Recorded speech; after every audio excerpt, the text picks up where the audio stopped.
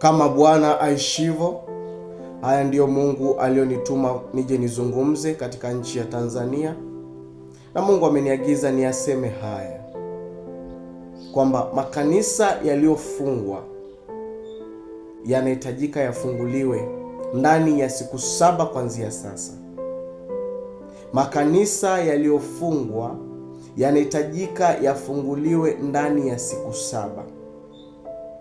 Ndani ya siku 7 makanisa haya yafunguliwe na huduma iendelee katika makanisa haya kama ilivyokuwa kawaida.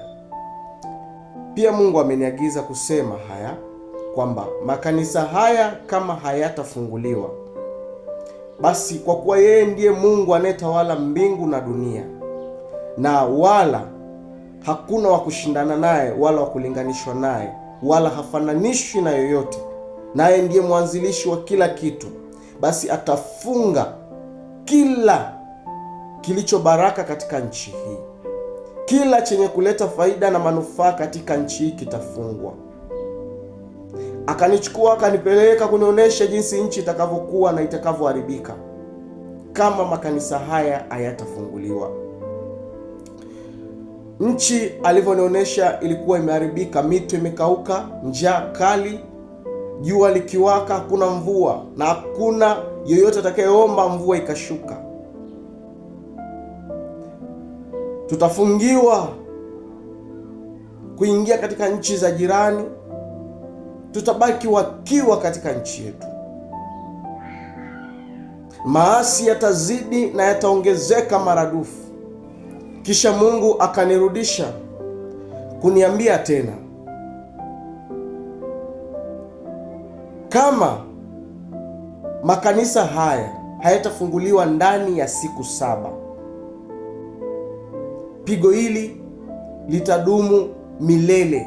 Na kama makanisa haya yatakaa ndani ya siku 7 hizi hayajafunguliwa, na baadaye waje yafungue baada ya kuona mapigo yameanza, basi mapigo haya yatadumu kwa miaka 7. Lakini mapigo haya yatadumu milele kama makanisa haya pia hayatafunguliwa milele. Kilio cha waliokuwa wanasali katika makanisa hayo kimefika mbele za Mungu.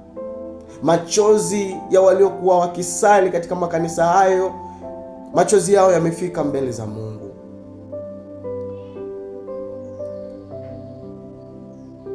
Watu hao wamelalamika na sauti zao zimefika mbele za Mungu. Mungu anasema machozi na kilio chao kimefika kwa sababu yeye ndiye aliyeiweka Sabato, na yeye ndiye Bwana wa Sabato. Na hivyo Mungu alitoa agizo watu wamwabudu siku ya 7.